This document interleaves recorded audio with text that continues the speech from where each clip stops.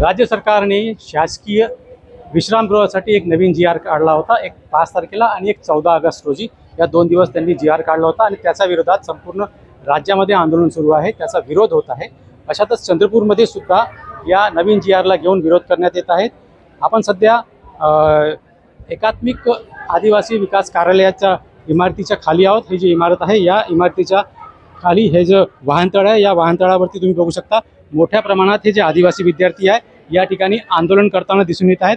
गेल्या 24 तासाहून जास्त वेळ झालेला आहे या ठिकाणी हे असेच बसलेले आहे. आंदोलन या ठिकाणी सुरू आहे आणि हा जो नवीन जी आर आहे हा रद्द झाला पाहिजे अशी मागणी या विद्यार्थ्यांची आहे. आणि काही विशेष महत्त्वपूर्ण मुद्दे आहे ज्याला घेऊन हे जे विद्यार्थी आहे या ठिकाणी आंदोलन करत आहेत. रात्रभर हे याच ठिकाणी होते आणि आंदोलन अशाच पद्धतीने करत होते. विशेष म्हणजे यांची मागणी जोपर्यंत पूर्ण होत नाही हे आंदोलन सुरू राहील अशी यांचं म्हणणं आहे. आपल्यासोबत या ठिकाणी काही विद्यार्थी आहेत, आपण त्यांचं काय म्हणणं आहे या ठिकाणी जाणून घेणार आहोत. दादा काय सांगाल, तुम्ही 24 तास झाले, जास्ती वेळ झाला 24 तासाहून तुम्ही आंदोलनात बसले आहे, काय मागण्या आहे प्रमुख? माझ्या प्रमुख मागण्या म्हणजे 5 ऑगस्टचा जो जी आर होता नाही का, 5 ऑगस्ट जी आर त्यामध्ये सुधारित केला 14 ऑगस्टला. 14 ऑगस्टच्या जी आरमध्ये का 5 ऑगस्टला त्यांनी म्हटलं का वयात 26 वर्षापर्यंत फक्त विद्यार्थी शिकू शकतात, त्यानंतर हॉस्टेलला त्याचं ॲडमिशन होणार नाही. आता काय म्हणतात 30 वर्ष म्हटलं त्यांनी. 30 वर्ष म्हटलं आहे, पण मला तरी असं वाटतं का 30 वर्ष सफिशियंटली होत नाही. कारण की काय आहे माहिती आहे का, जर एखादी विद्यार्थी एम.एड जरी करतो म्हणून तो 28 वर्षापर्यंत येतो. आणि कधी काय होते सर माहिती आहे का, CET सेलचं काही प्रॉब्लेम येतात, कधी नाही का मुलांना पर्सेंटेज कमी पडतात किंवा त्यामुळे कधी फायनान्शियल प्रॉब्लेम येतात, त्यामुळे नाही का ॲडमिशन घेत नाही, तर त्यांचे ते त्यामध्ये 2 वर्ष असेच चालले जातात. तर तोपर्यंत सफिशियंटली आता माझी तरी अशी माझं असं म्हणणं आहे का 35 तरी असायला पाहिजे, नाही तर 32 तरी असायला पाहिजे. जे त्यांचं वय आहे नाही का ते असायला हवं. त्यासाठी म्हणजे हा जी आरच नको आम्हाला, हा जी आरच रद्द असायला हवा. म्हणजे तुमची मागणी आहे की जे वयोमर्यादा आहे ते तुम्ही नाही पाहिजे, ते नको हवं. त्यांनी भलाही 30 वर्ष दिले, पण 30 वर्ष नको हवं आम्हाला. कारण की 30 वर्षामध्ये पूर्णपूर शिक्षण होत नाही. काय मागणी म्हणजे वयोमर्यादा पूर्ण निघाली पाहिजे की काही याच्यात सुधारणा झाली पाहिजे? नाही, वयोमर्यादेचा जो क्रायटेरिया आहे तो शक्यतो हटवलाच पाहिजे. त्या जी आरमध्ये वयोमर्यादा नको, हे आमची प्रमुख मागणी आहे. आणि याच्या व्यतिरिक्त परत काही मागणी असेल तुमची? याच्या व्यतिरिक्त प्रमुख मागणी आहे की त्या जी आरमध्ये सुधारणा करण्यात यावी. जे आमचे विद्यार्थी आहेत त्यातपर्यंत आज मुख्यमंत्र्यांना मिळणारच, बस एवढंच. तुला काय वाटतं, हे जे नवीन जी आर आला ते योग्य आहे का? नवीन जी आर आला तो योग्य नसेल, त्यास आम्ही तर बसलेला. आम्हाला जो जी आर नवीन आला आहे तिथं ना वयाची मर्यादा पाहिजे. कारण आपण शिक्षणासाठी वयाची अट नसते ना. जेव्हा की आपल्याला स्वतः डॉक्टर बाबासाहेब आंबेडकरांनी वगैरे आपल्यासाठी झटले की आपण किती पण शिक्षण घेऊ शकतो, मग वयाची मर्यादा कशाला? काही आपले फायनान्शियल प्रॉब्लेम असतात, कधी घरचे प्रॉब्लेम असतात, त्यामुळे आपण कधी आपले हे नाही करू शकत, पूर्ण ग्रॅज्युएशन जे काही एज्युकेशन कम्प्लीट नाही करू शकत आपल्या वयापर्यंत. मग वयाची मर्यादाच नाही पाहिजे आम्हाला, हा जी आरच नाही पाहिजे. काय नाव आहे? नाव नाही सांगणार मी. हॉस्टेलची विद्यार्थिनी आहे. हॉस्टेलला राहते मी, हॉस्टेलची विद्यार्थिनी आहे. आदिवासी वसतिगृह.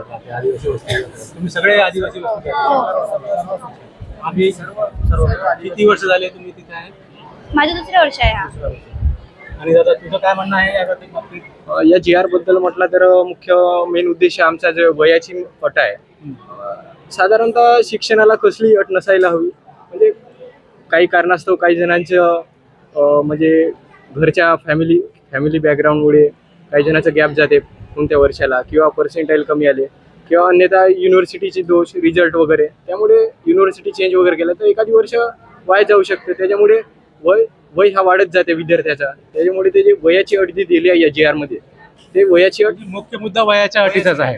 तुम्ही याच्या व्यतिरिक्त तुमची मागणी तुम्ही करून राहिले की जे हॉस्टेलमध्ये आता जसं गडचिरोलीला जी घटना झाली त्याच्यामध्ये मुलींचा मृत्यू झाला, त्यांना काही तुम्हाला मोबदला मिळाला पाहिजे अशी मागणी करता? 1 करोड. म्हणजे जे विद्यार्थिनीचा मृत्यू झाला त्यांना 1 करोड तुम्हाला मिळाले पाहिजे.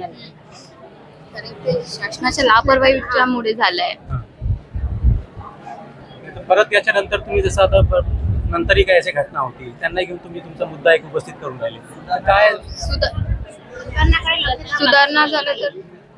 सुधारणा झाली पाहिजे तुम्हाला वाटतं? आश्रमशाळा जी आहे त्यांच्यामध्ये सुधारणा व्हायला हवी. कारण आता जे धानोरा तालुक्यामध्ये 3 मुली मृत्युमुखी पावलेल्या आहेत, त्यांच्या परिवारांना 1 करोडाची निधी शासनाने देण्यात यावी आणि जेवढे आश्रमशाळा आहेत त्यांच्यामध्ये काहीतरी सुधारणा करण्यात यावी. असे एकूण किती मुद्दे आहेत तुमचे ज्याला तुम्ही विरोध करून राहिले? खूप सारे आहेत, असे खूप सारे मुद्दे आहेत की ज्याच्यावर आपण संभाषण नाही करू शकतो. जेवढे पॉइंटेड आहेत तेवढे आम्ही मांडलेले आहेत, सर्व सरकारपर्यंत पोहोचले आहेत. आज बैठक आहे तुम्ही सांगून राहिले, काय त्याच्यामध्ये तोडगा निघेल असं वाटतं तुम्हाला? बिलकुल निघायला पाहिजे कारण 5 ऑगस्टला जी आर पारित झालेला आहे. 14 ऑगस्टला त्याच्यामध्ये खोडतोड झालेली आहे, तरी सुद्धा आम्हाला तो अमान्य आहे. पुढची काय भूमिका असणार? मान्य जर नाही झालं तर काय भूमिका असेल? नाही विद्यार्थी म्हणून आम्ही विद्यार्थी असंच आंदोलन आमचं सुरू आहे. विद्यार्थी जोपर्यंत यश मिळणार नाही तोपर्यंत हा आंदोलन असंच विद्यार्थ्यांचं आमचं चालू राहील, कारण की हा आंदोलन आमच्या हक्कासाठी आहे सर. आणि आमच्या हक्कावर जर कोणी बाजू घेत असणार, दखल घेत असतील असे, तर आम्हाला हे बिलकुल ऍक्सेप्टेबल नाही आहे. याच्यावरती उपाय व्हायलाच पाहिजे, याच्यावरती तोडगा निघायलाच पाहिजे सर. आणि जे विद्यार्थ्यांच्या हितासाठी जी आर नाही आहे असे जी आर आम्हाला अमान्य आहेत आणि हे आम्हाला बिलकुलच नकोत. मुळात हे रद्द झालेच पाहिजे. आणि कुठे ना कुठे विद्यार्थ्यांचा हा हित कुठे आहे त्या अनुषंगानेच जी आर काढायला हवे, असे फालतूचे जी आर काढू नका, हीच आमची अपेक्षा आहे. बिलकुल आपण बघितलं या ठिकाणी विद्यार्थी जे आहेत ते आक्रमक आहेत. ते संपूर्ण जे विद्यार्थी आहेत ते शासकीय विश्रामगृहात राहणारे सगळे विद्यार्थी आहे आणि 24 तासाहून अधिक वेळ झाला या ठिकाणी आंदोलन या ठिकाणी सुरू आहे. आणि तुम्ही बघू शकता या भागात हातामध्ये ह्या लोकांनी फलकसुद्धा घेतलेला आहे. हक्क आमचा आवाज, आमचा शिक्षणासाठी संघर्ष, आमचा न्याय मिळेपर्यंत आमचा सुरू असणार असे या ठिकाणी घोषणासुद्धा या ठिकाणी देत आहेत. मोठ्या प्रमाणात विद्यार्थी आहे, विद्यार्थिनीसुद्धा या ठिकाणी आहे. 24 तासाहून जास्ती वेळ झाला आहे आणि असं असतानाही या ठिकाणी प्रशासनाने सध्या दखल घेतलेली नाही आहे असं या विद्यार्थ्यांचं म्हणणं आहे. आणि जोपर्यंत त्यांच्या मागण्या पूर्ण होत नाही तोपर्यंत अशाच पद्धतीनं हे आंदोलन सुरू असणार असे सुद्धा म्हणणं या विद्यार्थ्यांचं आहे. विकास राजूरकर, चंद्रपूर, मुंबई तक.